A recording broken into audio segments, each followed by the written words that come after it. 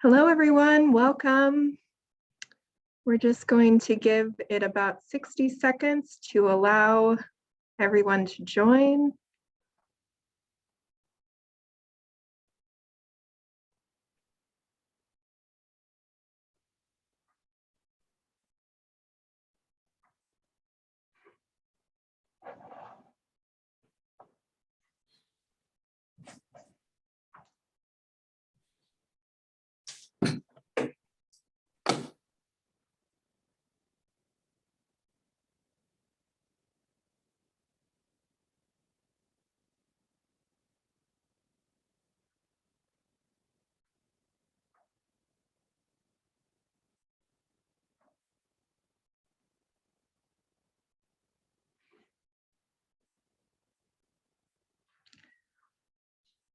All right, we will go ahead and get started. Welcome, everyone. Good morning. Thank you for being here today. My name is Nicole Rush, and I'm the Business Initiatives Director at Missoula Economic Partnership. Missoula Economic Partnership, or MEP, is your economic development organization serving Missoula County. And welcome to today's webinar, Partnering with the University of Montana and Missoula College to Recruit Talent. This webinar is part of a series we're producing this year that focuses on strategies and resources to help local companies with talent attraction and retention. So in January, we held a webinar that looked at grant resources available through the Montana Department of Commerce and Montana Department of Labor. And this month, we're focusing on the university and two-year college partnerships. Today's session is being recorded, and the video will be posted on our website, missoulapartnership.com. We will also share the slides and any other relevant attachments with all of our attendees after today's session. So we all know that today's labor market is challenging for companies and recruiters and hiring managers. It's been challenging through the pandemic and continues to be challenging. So the number of jobs in Missoula County is growing faster than the national average. And by the end of 2021, we know that there were and are about 70,000 jobs available in our county. So that's growing much faster than the national average. And it's growing faster, or it's growing about at the same pace as our population grows. But at the same time, we're facing retirement of baby boomers, and our labor force participation has dropped locally. So there are only about 63,000 people in Missoula County's labor force, but we have about 70,000 jobs. So that is creating a really challenging environment, and combined with the high cost of housing, just sort of preventing our population from growing fast enough to meet the demand. And we expect this trend to continue as Montana's population ages, and is expected to continue for about the next decade. So we don't expect this challenging environment to change anytime very soon. And we know that given this workforce challenge, you all are looking at ways to boost your talent attraction and talent retention efforts. So I just wanted to give an overview of today's presentation. And we all live and work in Missoula, and we know how important the university and Missoula College are to our local economy.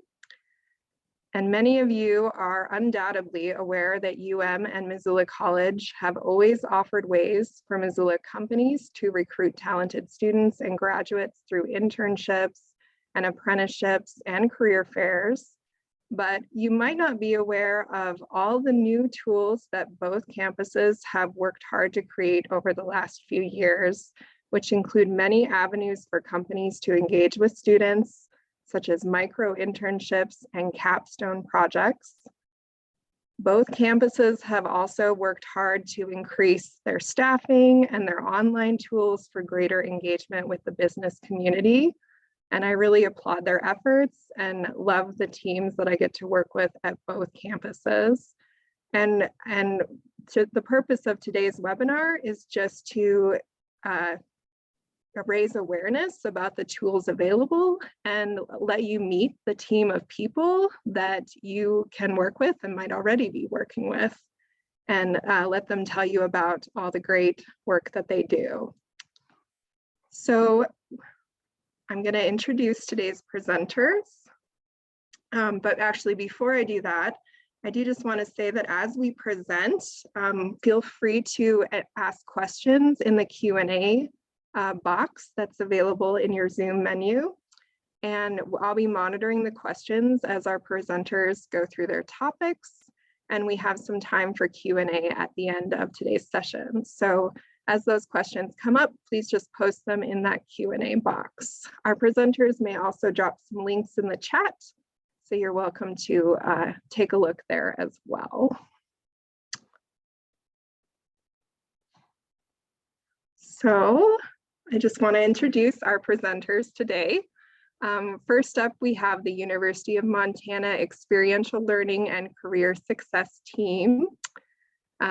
Starting off today's talk from their office will be Andrea Rhodes, who's the Associate Director of Experiential Learning, followed by Andrea Vernon, who is the Executive Director of Experiential Learning and Career Success, and Nathan Swichenko, who is an AmeriCorps Vista working in their office this year, who has a focus on business and community engagement.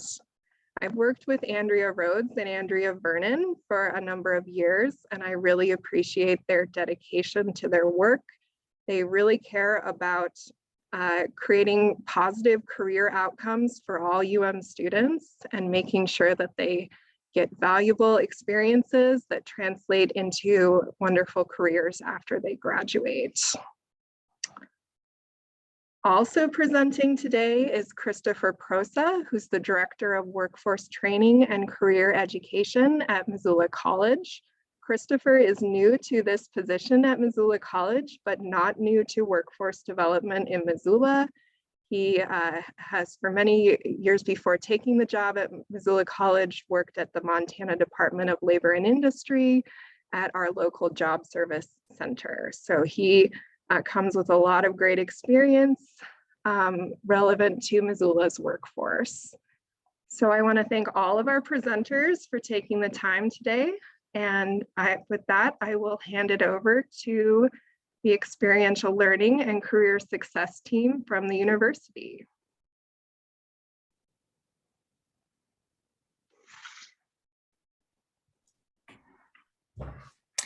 Hello, everyone. I'll start off. We do have our PowerPoint that we'll share. I'm Andrea Rhodes, and I feel really happy to be here, just getting the chance to visit with a lot of employers, sharing how we can help you, how you can help our students, is actually quite fun. Just even in looking at MEP's mission statement, I really see that we have a connection with, we're finding pathways for prosperity for folks. And we work really hard to find pathways for students to succeed, to be prepared so that when they go in the career, to find their career, they're ready. And I noticed you also have fostering our culture of diversity and innovation, which is something we're working really hard to bring those students who may be struggling to connect, to find themselves even in certain job descriptions that employers are offering. So we have some ideas to maybe help with that too. But I'll have you move next. We'll kind of start with, we do have our contact information on here, so I think you'll be sharing this with folks. So if you did need to contact us, those are all of our phone numbers.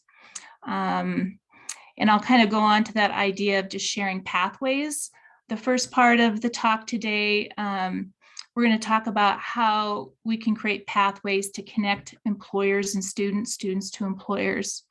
Andrea Vernon will be going over opportunities to foster culture and diversity and how we can help with that. Strategies that demonstrate community engagement. Helping students see what your culture and values are is very important. And then Nathan will be going a little bit more over some of the tools and resources we have. So I'm going to kind of go back and forth on the pathways for connection. Because the reality is, I think employers are so important in this pathway that you're part of the process. So on the side with University of Montana, some of the things that we've put together, we have a program called Elevate You, which is our new signature career readiness program. And we have a lot of information on our website. Basically, it's kind of set up for 4 years, but each year we kind of have lists of specific items that students can do to become more career ready. Those are everything from, getting their resume looked at to volunteering, to interning, to going to a career fair, to participating in a virtual event, to doing research, to exploring graduate school, to shadowing at a school. So that's a tool we have in place where students actually can track their process in Elevate You, and there are incentives for them to do that. And it's a great guide. Students can start anywhere in that process. Another big part of Elevate You is we're really working on our career readiness competencies. And in a little bit, I'll go over that a little bit more, but those are like those basic skills like teamwork, creativity, technology. Those are the things that we're relying on employers to give experience to students about. So that's where it's that give and take. Here's that pathway. When a student comes to you as in a part-time job situation or in an internship, when they leave, are they gaining those skills? Just being able to fully express how they participated in teamwork is important too. One of those best practices in an internship is making sure that you sit down on a weekly basis to help students reflect on what they are learning. So career readiness is something we're putting in front of students, and we really want employers to embrace those skills and really think about how you're implementing them into an intern's 15 weeks that they spend with you. Another area that we help, we have that product. Many of you are probably familiar with Handshake. It's a platform that's similar to something like Indeed.com where you can post jobs. But what is unique about Handshake is you're able to connect with specific universities or those students that are going to those universities. Handshake is a tool that many universities in the US use. In Montana right now, it's good to know that MSU is using Handshake. Flathead Valley Community College is using Handshake. Salish Kootenai College is using Handshake, Carroll College, and UM. What's good to know about that is you can post one opportunity, and then you can choose the schools that you want to advertise that opportunity in. And just know that a lot of students, they may be from Missoula, but they might be going to school at MSU. So take advantage of that opportunity. On your side, we need you to help also by creating a Handshake account. It's such an imperative way that we can connect you to students. If you haven't set up a Handshake account, I'd really encourage you to do that, and we can definitely help. Again, that is to post internships and jobs, but it's bigger than that. You can also do things like virtual events. These are just short opportunities that you can set a virtual time to maybe discuss opportunities in your the different internships or jobs you have to offer, or maybe you have specific items that you would like to talk to students about. What is the meaning of all the new job names in your area? I mean, you could come up with a lot of different interesting ways to attract students, and we could talk to you more about that. I think that's something a lot of local people are not taking advantage of. Some of the larger industries are actually doing virtual events on a monthly basis or a semester basis, doing some education and just, again, branding themselves using that tool. So I'd encourage you to explore that. We would love to filter students into more local virtual events that we can host on Handshake. Other side thing with Handshake, if you do have a student that works part-time or is doing an internship with you, when they leave, ask them to leave a review. A lot of employers, they may be asking and students aren't doing it, but I would encourage all of you to keep that as part of your process when you're doing an exit interview with your intern or a part-time student. Ask them to leave a review so that future students can get an idea about what it's like to work for you. One of those other new tools, going back to University of Montana, that we offer is micro internships. And this is basically a platform that we are using through Parker Dewey. And what it allows businesses to do is to come up with 10-hour to maybe 40-hour projects. And the HR part of this flows through Parker Dewey. I think that's somewhat of the beauty of it, especially for like nonprofit or government agencies that may not have a budget line for that.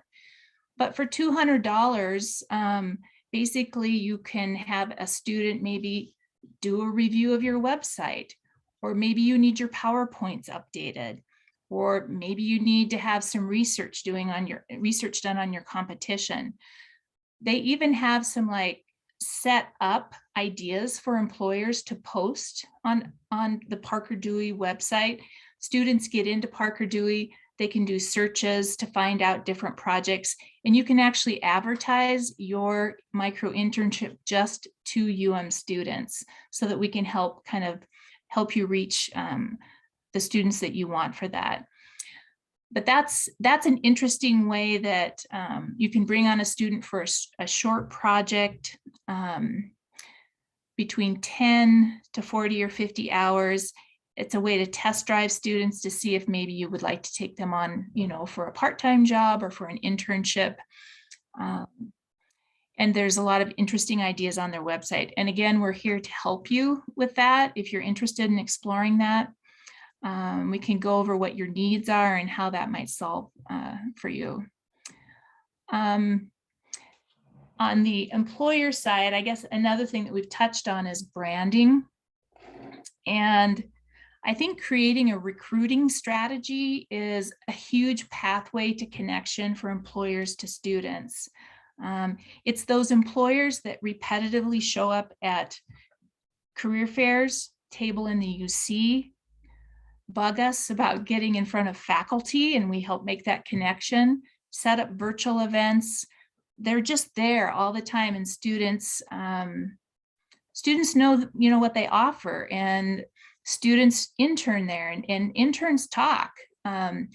So if you're looking at branding, create a recruitment strategy. We're here to help you kind of look at the whole year and where we can put you in. Some of our faculty are open to, working with employers to come into the classroom, present maybe on some interesting aspects of their business, helping teach something. We can get creative there. I think that's a real powerful tool. And again, if you build that into a recruiting strategy where we know you're going to be consistent, you're going to be coming and participating in these things, we can really support you in that area. And again, back on our side, we will help you connect to faculty. Just know it could be it's not an overnight process where we'll click you right in. We'll want to find out what you're interested in and who the faculty might be the best fit, which, freshman, sophomore, junior, or career-related course. We have a lot more options right now, especially into the next year. On our side, internships, I kind of wanted to briefly talk about how internships work. I know a lot of employers offer internships. Structurally, how they work is a student, kind of the process is they find an internship on Handshake. They might apply for that internship. They find out that they're going to get it. They then go to a faculty in their major and say, hey, I found this really great internship. It fits, with what I hope to do in my future. Would you support it? Only faculty can grant credit for an internship. What an employer can do for an internship is create an opportunity for that student to reach their learning objectives and support that process. So students will talk to their faculty, they will get the credit, they'll come up with some learning objectives, maybe gaining more experience in teamwork. Maybe it's, learning how to do marketing. It can be a variety of things. Learning how to deal with rejection when they're doing cold calling. It can be a lot of different things. So that's the process for that. Then they would, of course, complete a learning agreement online. We have a process where the student reports it, the employer okays it, and then we also do surveys. We survey the student and the employer after the experience, so that we can share that with the faculty in the grading process.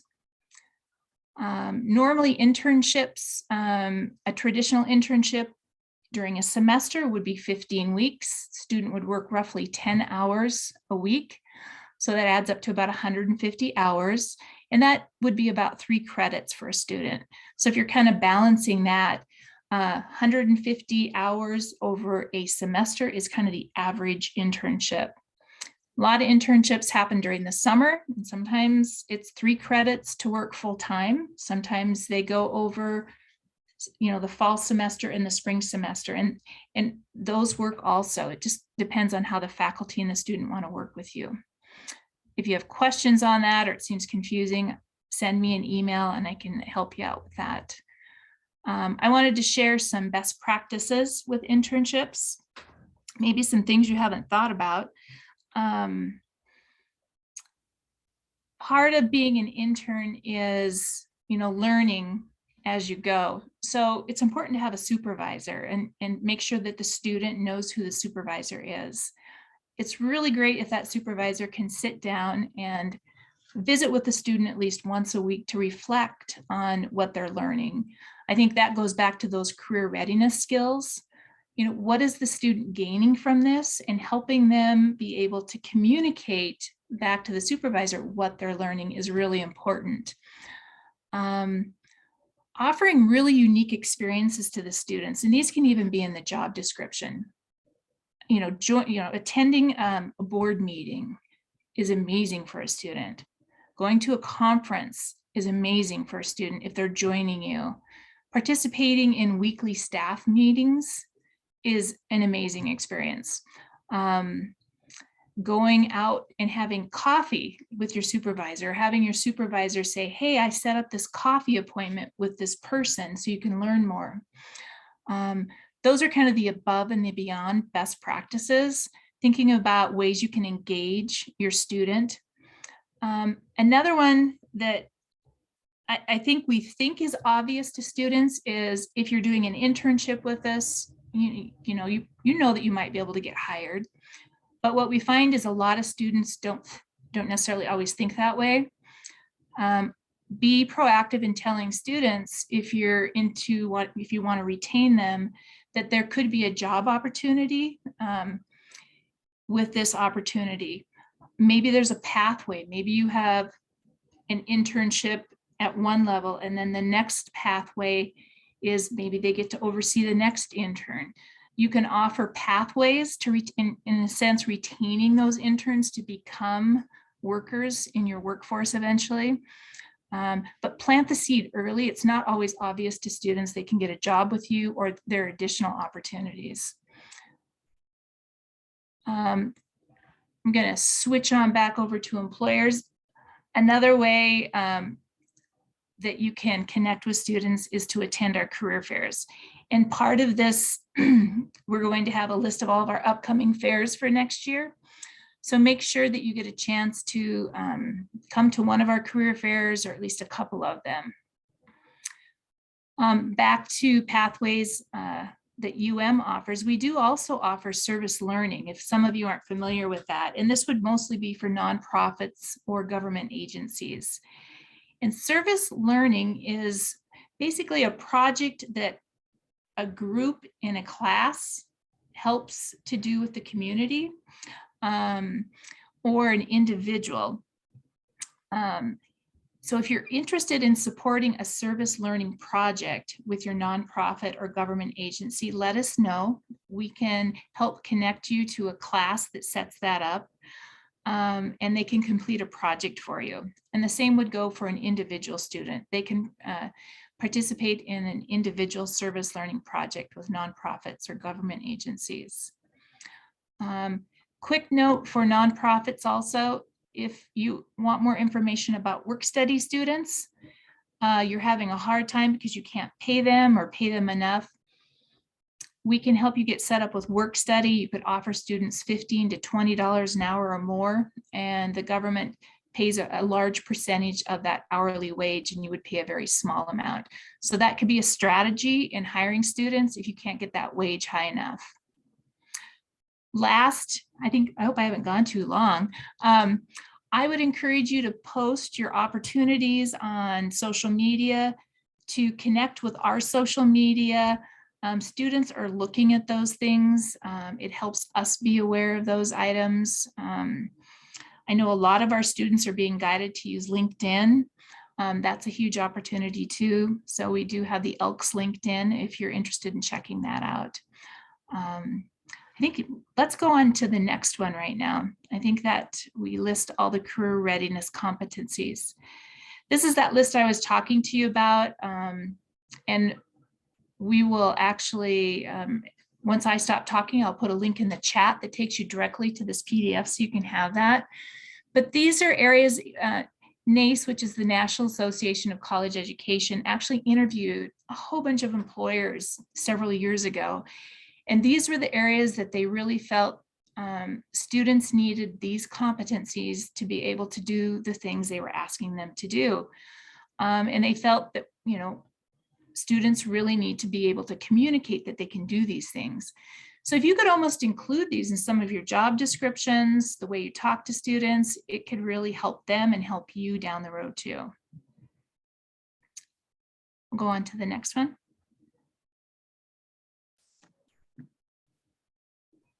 And I just put this in here because I thought it's a reminder to us. Andrea, do you mind reading it just because Oh, the text sure. is dark? Okay.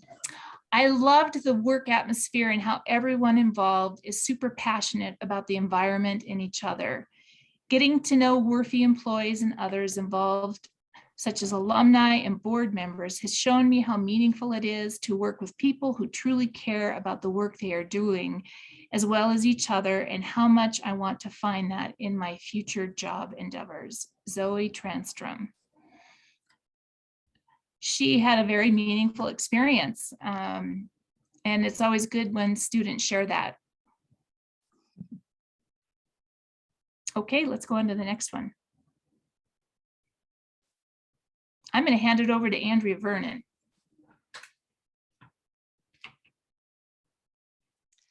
Great, thank you, Andrea. Appreciate that. So hopefully that was a helpful overview of some of the different ways that UM can help partner with you to connect with students. Another important aspect of connecting with UM students is to really understand the scope and diversity and demographics of our student population, because like Andrea said, that's another area where our missions align with MEP and the university and our office in particular, experiential learning and career success.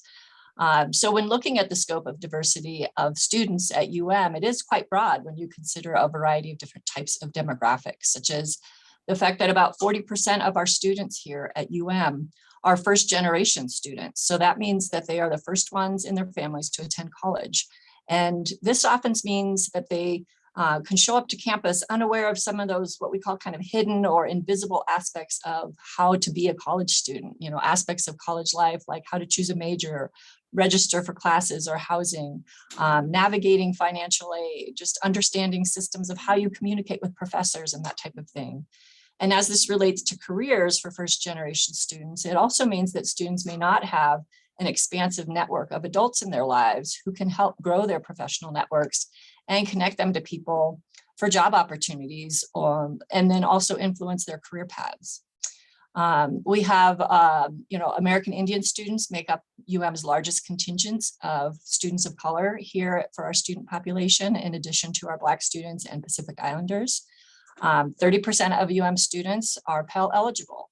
This means that they come from low income families and they qualify for government grants. These are not loans, they're actually grants that help them pay for college.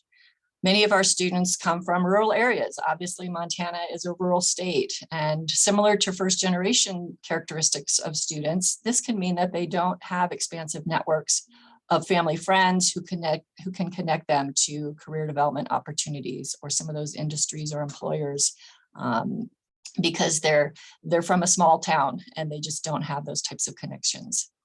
Many of our students identify as LGBTQI students, and many of our students have disabilities. We also have a growing population of military veteran students here at So these are just some examples of how you can see that there's a really wide scope of diversity among our students here at And what we're doing in terms of focused outreach efforts right now, obviously our student success programming at including what we do through our office with experiential learning and career success, is very strongly equity focused, meaning that we intentionally build ways to connect with our diverse student populations and ensure that all of our students feel welcome and included in our co-curricular and academic programming. And especially those programs that we know have a really big impact on the student's success in terms of retention, remaining in college, progressing toward graduation, graduating, and then obtaining that first job once they finish school. So we can work with employers who want to be able to reach out to some of our underrepresented populations on campus with our students by sending out targeted messages on several platforms. Andrea mentioned Handshake, that's one, and we have a couple of other platforms where we can target students from different demographics to help them grow their awareness about opportunities with your companies. In terms of messaging, employer messaging, there's a lot of ways that you can be consider being more inclusive in your communications with our student audiences too. For example, you might want to consider questions like looking at your website. Does your website currently depict people of color and different gender identities, or people with disabilities or veteran status? So how is that visually showing up in your materials about your company or organization? Will students see people like themselves represented in those marketing materials? That really helps to students to feel welcome and that it's going to be a friendly environment for their identity and who they are. Would students feel welcome as a new intern or a new employee? Again, that's really important for how your materials are representing who's part of your company. Do your job and internship descriptions include inclusive language? Some employers state very boldly as part of the job announcements that BIPOC students are encouraged to apply. Right away, this sets a tone for a student to know I'm welcome. Do you also, looking at your list of required qualifications for either an internship or a job posting, research shows that many students and women in particular will not apply for jobs if they're missing just one of those required qualifications. And is it possible for you to maybe think about using the words preferred instead of required? If there's wiggle room in there, we would encourage you to think about that switch in language, because again, it helps broaden your applicant pool and help students feel more welcome and encouraged to apply. So with the next slide, we'll kind of talk a little bit about company values. Students are very values driven. They want to seek out employment and internship opportunities that align with their personal and professional values. We are seeing student values show up in areas like community impact. They want to know how an organization, how their employer cares about community and shows up in community to have positive impacts. They want to know how their employer is working to combat climate change, how employers are providing supportive and flexible work environments. And are there opportunities for advancement, similar to what Andrea mentioned earlier? Is there a career path where students can see how long it will take for them to be able to gain the skills and advance, not only in the the requirements or the level of responsibility, but also the pay scale? They want to see that pretty well laid out for them. With this in mind, it's good for employers to recognize, again, how you're communicating to students, in particular, how you're communicating those company values that students value, and ways in which you can communicate these values when you're recruiting and employers. So some things to think about, again, how are you showing people the kinds of positive impacts that your company's having in the community? What does it look like on your website or in your social media, in your job announcements or your application materials? Are there ways that you can demonstrate specific outcomes of your work and the products that your company is producing that result in positive change for communities or specific subgroups within our communities, certain people or youth, for example? Think about too, what aspects of your company culture are cultivating those types of values as well that support things like inclusive prosperity across our communities. Again, thinking about communications systems that you have, websites, social media, those types of things. How are you telling your company story? And how are you telling that story in ways that communicate your values and the way that you show up in community? One thing to think about too that sometimes is overlooked by our employer partners is whether you, if you employ alum. Sometimes those alum can be very strong influencers of helping to bring on more graduates to work within your organization. So are there ways that you can spotlight alumni stories at your company and have them speak from a firsthand perspective to talk about how the work that they're doing aligns with their values? Some examples of how company-based communication around community engagement show up. You might think about how your company participates maybe in sponsoring community events. Do you donate to support things like our music festivals, our brew fests? We're famous for a lot of different festivals here in Missoula. How can you help to tell that story of how you're engaged in those types of events or supporting youth programs in our community? Another aspect that companies are growing into now is certainly corporate philanthropy. How do you encourage employees to volunteer with local nonprofit organizations? Do you encourage your employees to volunteer? And if you do you actually allow company time to do that? Some businesses allow 8 to 12 hours a month, perhaps, or per quarter for employees to be able to go out and volunteer and serve on boards of directors. I've been on lots of different nonprofit boards here in Missoula and across the state. And those are always really great opportunities to not only, contribute to the governance and the success of a nonprofit, but to also grow ties across organizations and companies from the different membership on those boards. So these are just a few examples of things you might want to consider as you work to create meaningful connections with students for potential employment. There's a lot of other strategies, I'm sure, and examples of things you're currently doing. So if you want to share that in the chat, that would be wonderful. We could take a look and share ideas with each other. So for now, to wrap up our time with you, I'll turn it over to my colleague, Nathan, who will speak with you more about the specific tools, go into a little bit more in depth about some of those tools that you can connect with. So thank you. Nathan? Thank you, Andrea. Like she said, I'm just going to go over some of the more concrete ways you can connect with students. Next slide, please. Oh, thank you. So the main one I'll go over is Handshake, which, like Andrea Rhodes mentioned, is a kind of a networking tool like Indeed or Glassdoor or AngelList or any number of dozens of other websites. But Handshake is oriented towards college students and recent graduates. I believe you lose your access to your Handshake account 2 years after graduating as a student.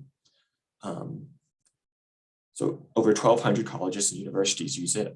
For the purposes of this presentation, being the most notable, but also MSU, Salish Kootenai College, Carroll College, and many, many others.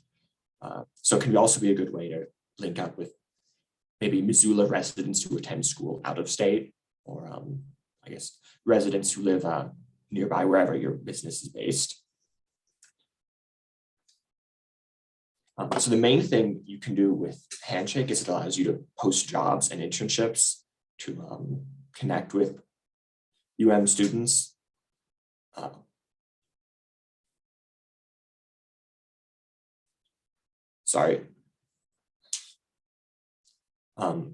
It also allows you to register for career fairs, which I'll go over to in more depth on the next slide. And also another exciting thing you can do with Handshake are these virtual recruiting events, which I think usually they are large events organized across the country for big employers, but I think a really exciting opportunity could be if a Missoula employer could organize a smaller one just for students in the area, so you could have a more intimate setting to network and connect. And it also can help you with establishing your brand on campus, which Andrea Rhodes spoke about nicely, but mainly what that is just becoming known to students, attending career fairs, tabling at the UC, establishing kind of a reputation so they know, oh, I know that employer, I could go have an internship there. And lastly, it, like I said before, allows you to connect with candidates, which is fairly self-explanatory. Next slide, please. So this is a list of the upcoming career fairs we have. This first one is on September 8th, which is oriented towards internships and part-time jobs that students can engage in while they're students. Registration for this event should open up in July, and it will close 2 weeks before the event. And we encourage you to register on the earlier side so we can let students know who will be there so they can get excited for the event and they can know what to expect. You can also sponsor the career fairs, and we can give you kind of preferential seating at the event, or tabling location, I should say. Yeah, I think that's about everything for me. Do we want to open it up to questions now? I think I'm gonna thank you, Nathan, and thank you, Andrea for that great information. I'm gonna encourage everyone or remind you all to, if you have questions, please put them in the Q&A box. And when Christopher is done presenting, we will have some time for Q&A. I think also, if you'd like to share any of your best practices as an employer or how you've engaged with the university and Missoula College in the chat, we'd love to hear about it and maybe highlight some of those at the end. So thank you so much to our team. I'm now going to hand it over to Christopher Prossa from Missoula College.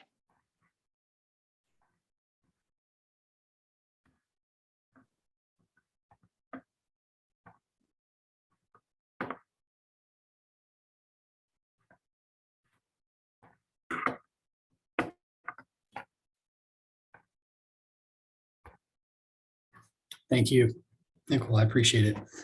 And thank you, everyone, for taking the time, again, out of your schedules to meet with us today. Again, my name is Christopher Prossa. In addition to my role as Director of Workforce Training and Career Education for the Missoula College campuses at the University of Montana, I also serve as Program Manager for the statewide Cyber Montana Initiative, which I will certainly speak briefly about in a little bit here.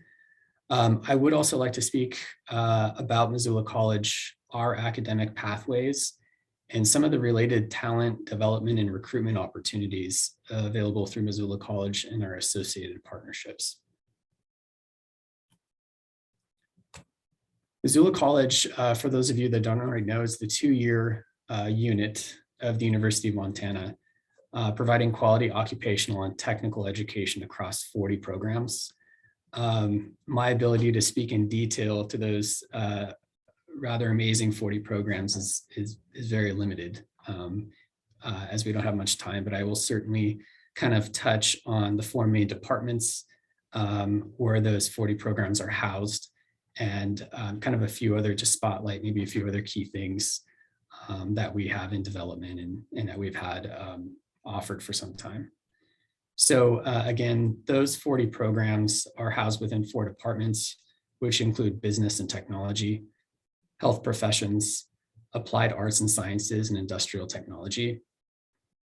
Our areas of study within those 4 departments kind of span business, culinary, legal studies, health professions, information technology, and industrial and construction technology. So just like many other higher education institutions, we have conventional academic credentialing pathways that we've had for some time, which generally span about four semesters. Within those 4-semester programs are the Associate of Arts, Associate of Science, Associate of Applied Science as well. We recognize as an institution that it is really important that we have these conventional academic pathways. And one of those reasons is because there's a fair amount within some of the sectors that we serve in some of these occupations that hard skill development is important, and it takes a fair amount of time. So it's important that we have those students and have them kind of captured, so to speak, for the full 2-year term. Or if they're transferring over to a 4-year baccalaureate degree, then they have even longer for us to develop them, essentially. What I think is maybe one of the paradigm shifts for Missoula College as a whole is this idea of short-term academic credentialing. We're also aware that maybe even many of the employer partners today present may benefit from having a workforce in a shorter amount of time. So we really have pivoted to developing these short-term academic credentialing tracks. We have quite a few in development with offered mainly through Missoula College and certainly some of our associated partnerships that I'll kind of speak to briefly here in later slides. In the way of short-term academic credentialing, I want to note that these academic pathways are stackable with other conventional academic tracks to serve students who choose to continue on with credentialing after they've kind of attained that short-term credentialing. With specifically the short-term academic credentialing, we're focused on workforce development and being there to continue to provide future upskilling opportunities. That's a focus really with the short-term tracks. Within the 2 to 3 semester program suite, really what we have currently available now is the Certificate of Applied Science. We do have in a 12 to 15 week time frame available a Certificate of Technical Studies as well.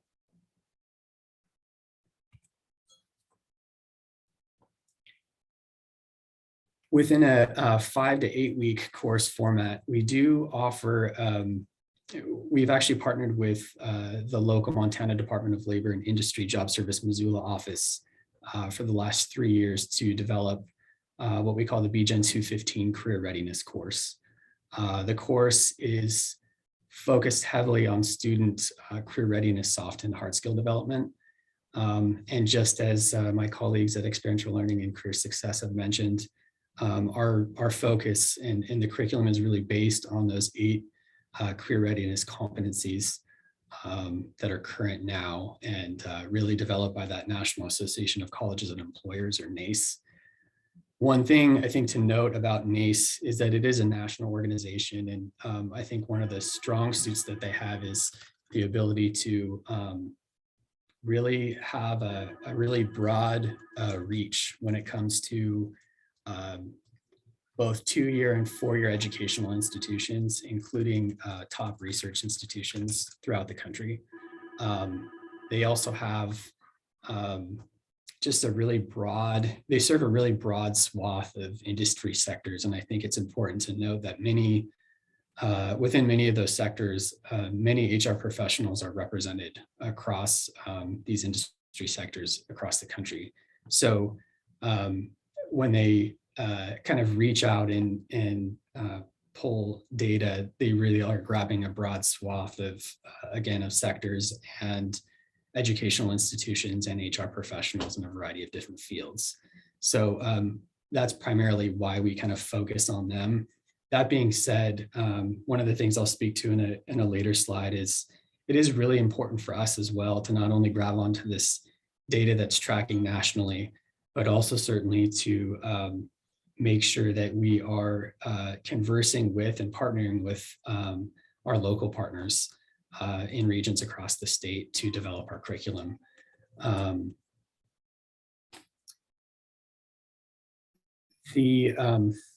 I mentioned that the BGen 215 Career Readiness course is a partnership with Montana DLI. One of the things that we do as we offer the course in an asynchronous format, which is very much automated, we have woven in these experiential learning opportunities for students. One of those is to pretty much kind of towards the end of the 8-week or so semester,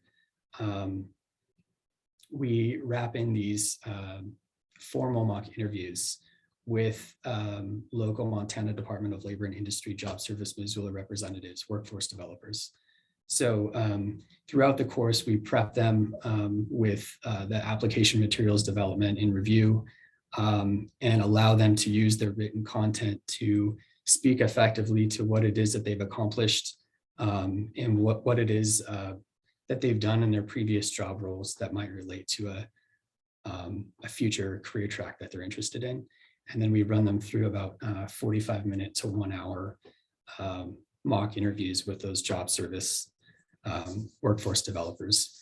So that has been really helpful for us, because one of the other things that we've wrapped into the course is in the way of experiential learning opportunity is our employer partners coming in. Some of you represented, your organizations have been a part of this as well, but local employer partners coming in that represent sectors that align with the students' educational tracks. So we have the employers come in, and it allows us an opportunity to kind of give them a voice, kind of speaking to what the work-life balance is for their organization, what they're looking for in the recruitment and the retention end. And it just gives students really a unique look into the organization and a platform for the employers to speak to the organization and what their recruitment needs are, and really to have access to a potential workforce pipeline that they wouldn't otherwise have access to. One of the interesting things about the course is that we have opened it up to the public. It is offered in 3 credit and non-credit options. It is now a sanctioned micro-credential with the digital badge option for 4 credit learners, which is very nice. But again, it's just another way for us to not only provide an asynchronous format, fully online format, but also kind of weave in these experiential learning opportunities. And what we found over the last 3 years is that the gain on the student end in the way of them presenting at the highest level possible in the career readiness end is high. And so what we've started to do more recently is to pull pieces of that BGen 215 or career readiness class apart and offer those strictly in an asynchronous training format that's abbreviated. And I think that could really align with quite a few industry sectors across the state. The other thing I wanted to speak to in the way of short-term academic credentialing is rapid training. So we've partnered with a separate entity, still somehow associated with University of Montana, though it is separate, Accelerate Montana, to offer, develop and offer these rapid training programs across the state for employer partners in a variety of different sectors, which include CDL, construction, healthcare, and technology.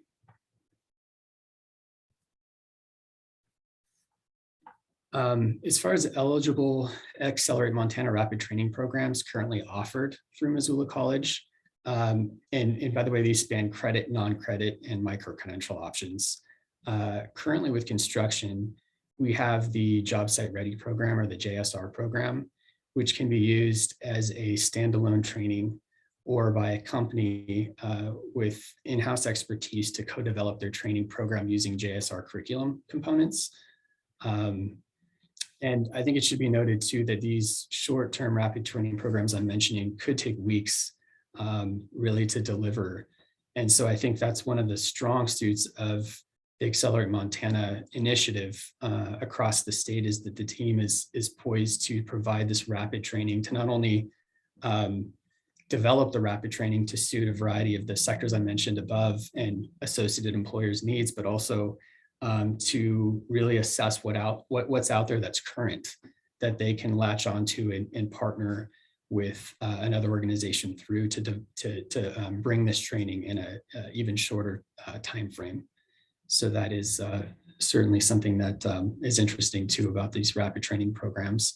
On the technology end, with cybersecurity, those programs that are currently offered really are Cyber Montana programs.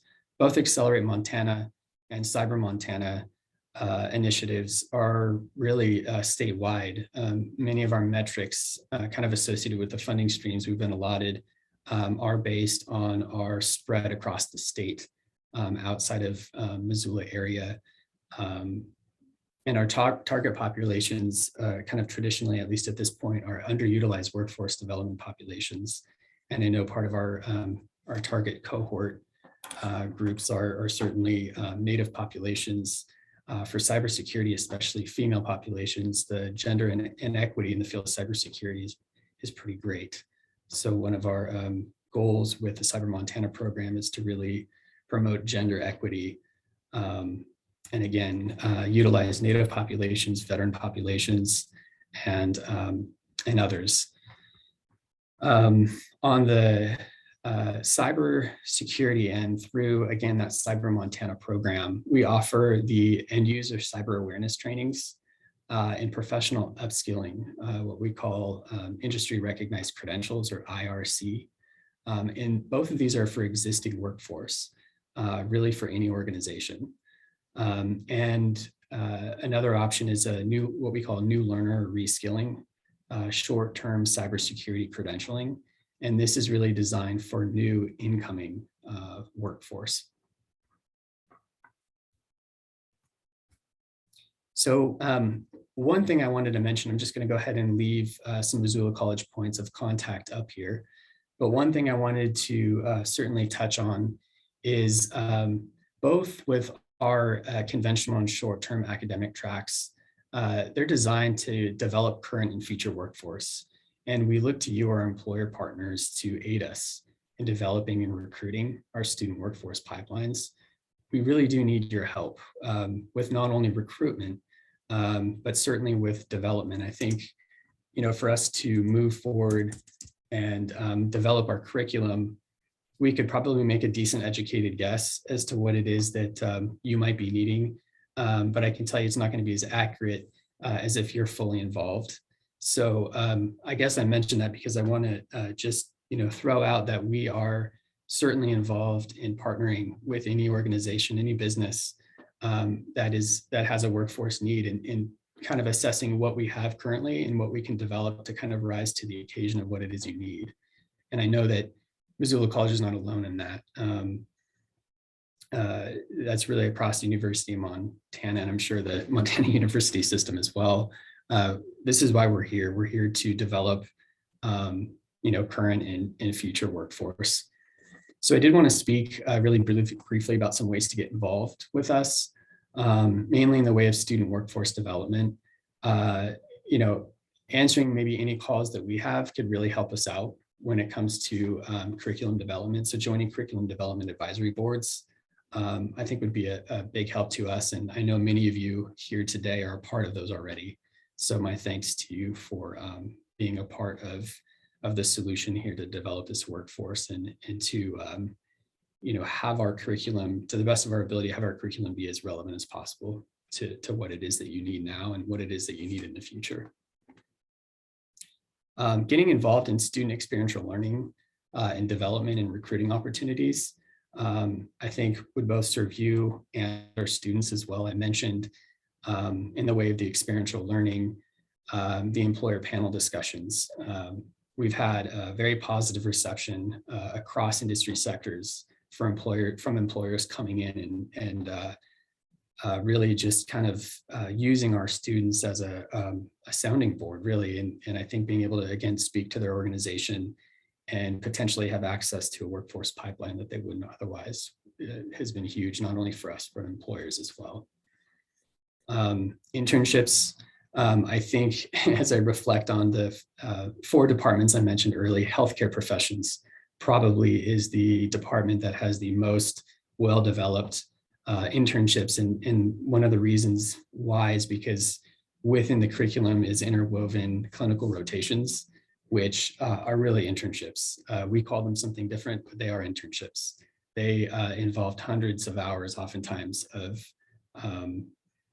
clinical rotation on site with an employer. But if you feel that there's a need for workforce development, especially on the entry level end, we would love to speak with you about what we have currently offered in the way of internships and what we could develop, again, to kind of rise to the occasion of what it is that you need on the recruitment end. Career fairs and other student and employer networking events.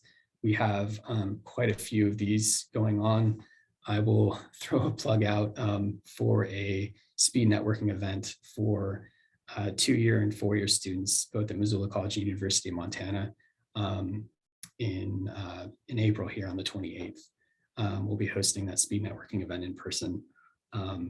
So I think things like that could really be beneficial for not only our students, again, but you, our employers, and provide just another layer of partnership opportunity.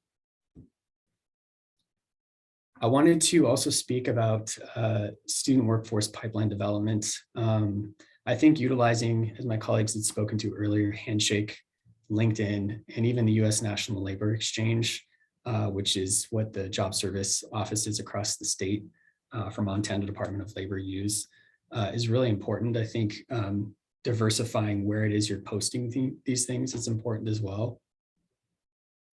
One of the things I wanted to mention is it's interesting serving both students and employer groups on the workforce end.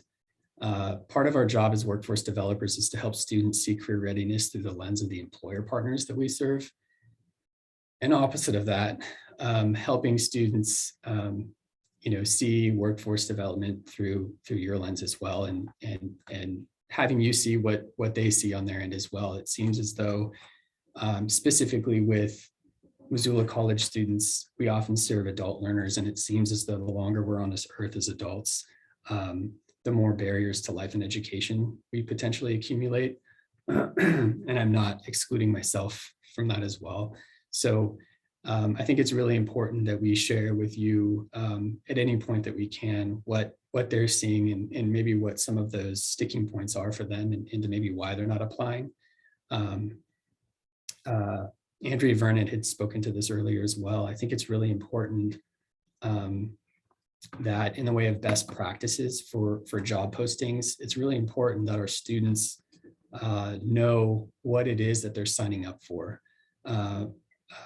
Really, I think it would benefit them and you that they're as educated as possible about the positions that you're offering prior to jumping into that nuanced pre-employment process, which I can tell you as a workforce developer, we work with clients, students often for weeks to develop their application materials and to utilize those materials effectively in an interview setting in the midst of that cortisol and adrenaline dump that we all somehow seem to face when we're talking in front of people. So one thing I think I would advocate for, and I know this is tricky for some of you as organizations, but if there was a way that you could list a wage or wage range, or even a low end of the wage range, I think that would go a long way. And the same with a work schedule, listing the days of the week, the hours of the day in detail, I think would be really important. I know just from my experience over the last 6 years in workforce development, serving workforce clients from across continents, that if they don't have that information ahead of time, it's difficult for them to make an educated decision, whether they might be a good fit or not. So I think front loading them, to Andrea Vernon's point, front loading them with information that would educate them on the position in your organization and putting as much detail in there as possible would be really, really helpful. And I think would go a long way. I know that there are limitations as far as what can be posted on the wage end and what can't be. I know that many of you are competing for similar applicants within your industries, and sometimes it's difficult to let your competitor know what wage that you're offering. So I know that it's a difficult thing, but it is one thing that I would recommend. I think if I think about, again, how nuanced that pre-employment process can be, how time consuming it can be, for good reason. I mean, you want to select the right candidate. You all have protocol that you want to adhere to. You all want to run them through a formal human resources onboarding and recruiting process. But I think having that information for them in advance does go a long way. And I would wager to say that them making an ill-informed decision because they don't have the required information could end up costing more money, to run them through that pre-employment process, to have someone, to have an ATS, applicant tracking system, or have someone on site there reviewing their application materials, then to run them through an interview and then offer them a job only to find out that they can't afford to work for the organization, or they can't adhere to the work schedule, could be fairly costly on your end as employers as well. And I know one of the things that we do as workforce developers is teach the workforce not to ask those questions until the end, until they're offered employment. So really they are kind of going in cold, and the more information that you can front load them with, I think would serve you and them equally well. The other thing I wanted to mention really briefly is in the way of details in a job posting. I think any details about the work environment that you can list, whether it's in-person, remote, or a hybrid work environment, would be really helpful. And maybe what the associated work-life balance required would be.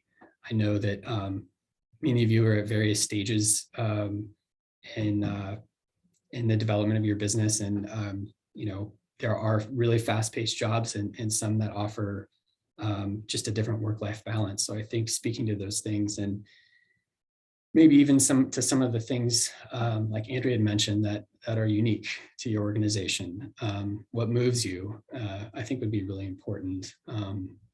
Certainly, if there's something that you value, whether it be quality or environmental sustainability or client focus or whatever it is, I think to Andrea's point, there are students that are passionate and aware and educated, and similarly, they just want to make sure that they're making an educated choice before jumping into that process and utilizing your time and theirs. So that's all I have to share. I'm going to, again, I've got our contact information up here for the Department of Healthcare Professions. It might be best to reach out to the department chair directly, as again, they have a really well-developed kind of internship model. And for any other departments to help ease the process of you finding who it is you need to reach out to. If you have a need and you're from a certain sector, feel free to reach out to me, and I can certainly help connect you with the appropriate program director, chair, and instructor that could again, kind of assess what it is that we have currently that we're offering and what we could do to pivot to offer what it is you need in the future. Thank you. Thank you so much, Christopher. Great information. I think one of the great things about introducing everyone to this team of people is not only understanding all of the tools that they offer to connect with students and avenues of recruitment, but also just realizing that these are the people who work with the next generation of workers every day, and they have a good experience to draw from in what moves students and job seekers to be interested in positions. So they offer a great degree of experience with our workforce and with students that are just going to be coming into our workforce. So yeah, great info. Before we jump into Q&A, I did just want to hammer home one of the programs that Christopher mentioned, which is the Accelerate Montana Rapid Training Program. And I'm just gonna. Yeah, so Christopher already covered this program, but I would be remiss in not emphasizing it because it is relatively new. Accelerate Montana is the economic and workforce development arm of the University of Montana system. So they serve the entire state of Montana. They house within their work the Montana World Trade Center, the Small Business Development Center, the Blackstone Launchpad, which works with entrepreneurs, and then lately this program, the Rapid Training Program, which is funded through a $6 million grant that was provided through the American Rescue Plan Act and the state of Montana. So they are actively on the ground across the state right now, working to reach employers to develop short-term training programs that are housed either at the university or two-year college level. So these are short-term training programs that they will work with employers to develop. I think they're ideally less than 6 months, wide variety of different potential offerings. I think Christopher touched on a couple of them. They have programs in construction and through the code school for coding, and then the ATG AIM Hire program here in Missoula is another example of the type of short-term training program they've developed. So they're looking to develop a lot more of these programs, and if you're interested in learning from them, you can go to acceleratemontana.com and find out more about the program. And I've also, this is the email addresses of the team of people that work on this program. So I wanted to be sure to emphasize that program because it is new. There is quite a bit of state funding available for it, and they're really eager to connect with employers. So I think we will move. We have a couple of questions, and I think this one is either for the ELCS team or for Christopher. This is from Chad. Is there any interest in developing a sales or business development representative program? Or I think another way to word that would be, what kind of programs currently train people to go into sales positions? And maybe Christopher, I'll put you on the spot if you want to talk about that first. Sure. Honestly, I think about oftentimes, again, from like a workforce development lens, the transferable skills required for certain roles. And I do see some strong applicability to the suite of programs under our business technology department. And I can certainly reach out to you, Chad. I do have your contact info. I can certainly reach out to you after speaking with our chair and take a look at what we currently have that might really strongly align. But I would wager to say that a lot of the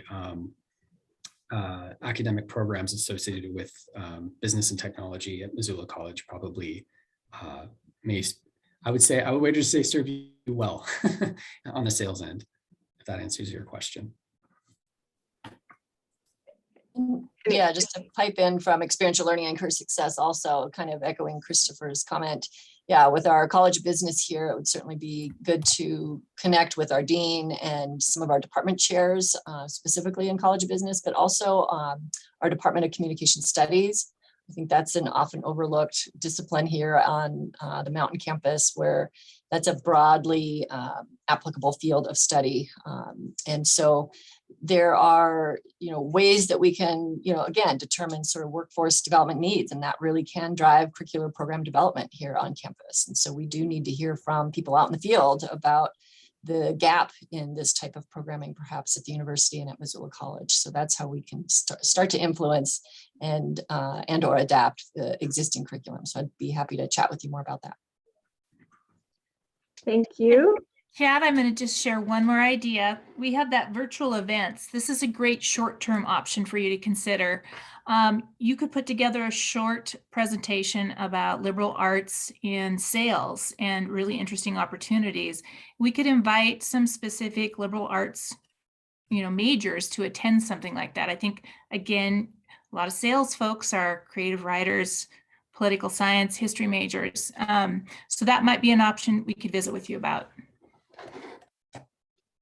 Great, thank you.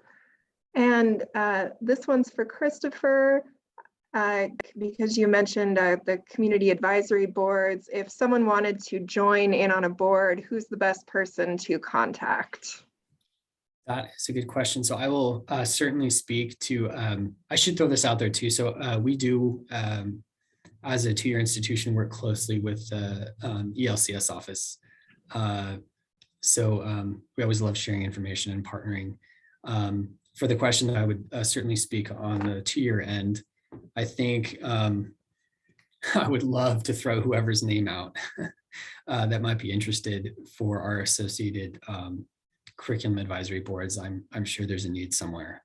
Again, it's a really important opportunity for us because though we are kind of feverishly pulling data and trying to align our curriculum with the needs of employers across these industry sectors, it's really important to us that our local community partners in whatever region kind of have a voice when it comes to developing our curriculum and our students.